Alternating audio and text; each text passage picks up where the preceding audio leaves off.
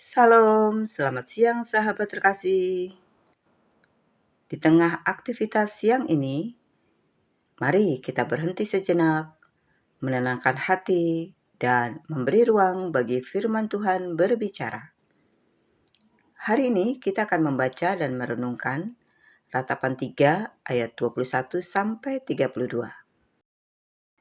Firman yang lahir dari masa yang sulit, namun justru memancarkan pengharapan yang kuat. Mari kita siapkan hati dan biarkan Tuhan berbicara secara pribadi kepada kita. Mari kita membaca Ratapan 3 ayat 21. Tetapi hal-hal inilah yang kuperhatikan. Oleh sebab itu aku akan berharap. Sahabat terkasih, pengharapan tidak muncul begitu saja. Pengharapan dimulai dari apa yang kita pilih untuk ingat.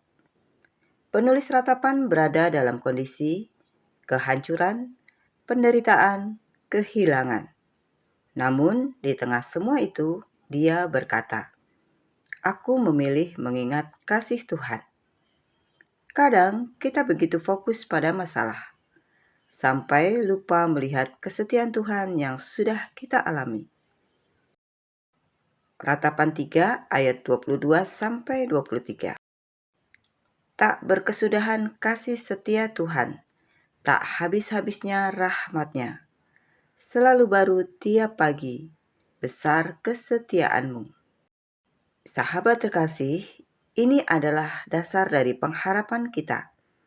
Kasih Tuhan tidak pernah habis, rahmat-Nya tidak pernah kering, kesetiaannya tidak pernah berubah. Setiap pagi Tuhan menyediakan kasih yang baru, bukan sisa kemarin, bukan setengah-setengah, tetapi baru, segar, dan cukup untuk hari ini. Apa artinya bagi kita? Hari ini ada kesempatan baru. Hari ini ada kekuatan baru. Hari ini ada pengharapan baru. Ratapan 3 ayat 24 sampai 25. Tuhan adalah bagianku, kata jiwaku. Oleh sebab itu aku berharap kepadanya. Tuhan adalah baik bagi orang yang berharap kepadanya, bagi jiwa yang mencari Dia. Sahabat terkasih, ini adalah pernyataan iman yang sangat dalam. Ketika kita berkata, Tuhan adalah bagianku, itu berarti kita menjadikan Tuhan sebagai sumber hidup kita. Sandaran utama kita bukan lagi keadaan, bukan manusia, bukan materi, tetapi Tuhan sendiri. Dan dari sikap hati itu lahirlah pengharapan. Karena selama Tuhan masih ada dalam hidup kita, kita tidak pernah benar-benar kehilangan segalanya. Lalu ayat 25 mengingatkan, Tuhan itu baik bagi orang yang berharap kepadanya dan bagi jiwa yang mencari Dia. Artinya, Tuhan tidak pernah mengabaikan orang yang berharap kepadanya. Tuhan tidak menutup mata terhadap orang yang mencari Dia. Sahabat terkasih, tetaplah berharap, tetap mencari Tuhan, dan kita akan melihat sendiri kebaikan Tuhan dinyatakan dalam hidup kita. Ratapan 3 ayat 26.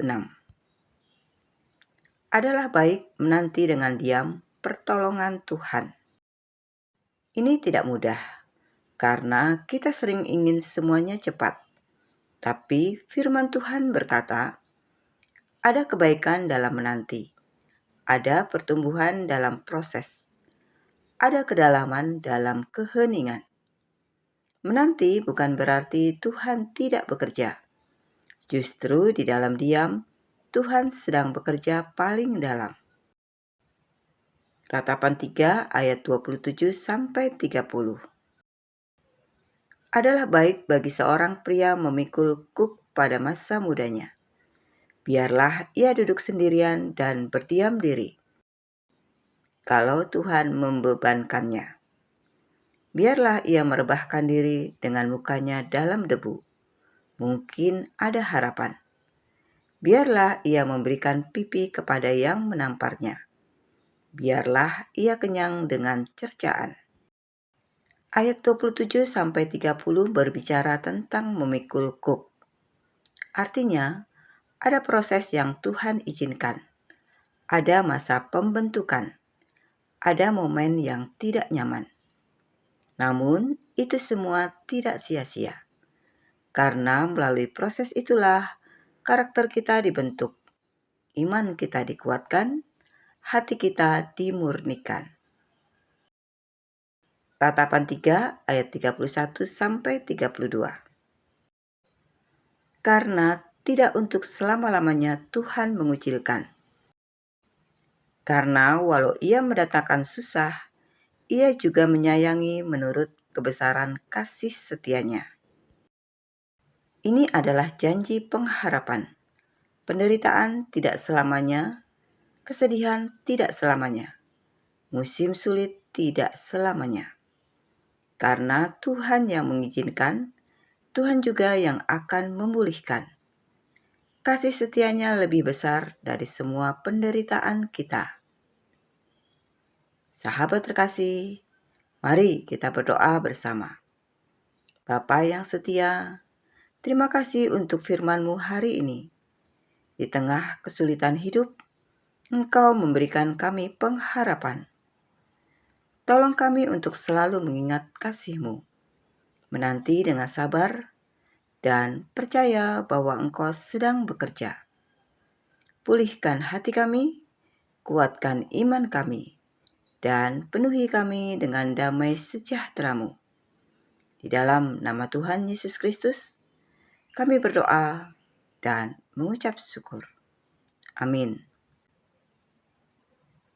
Sahabat terkasih, terima kasih sudah bersama-sama dalam pembacaan Alkitab hari ini. Kiranya kita dikuatkan oleh firman Tuhan setiap hari. Sampai jumpa di pembacaan Alkitab berikutnya. Selamat beraktivitas. Tuhan Yesus memberkati.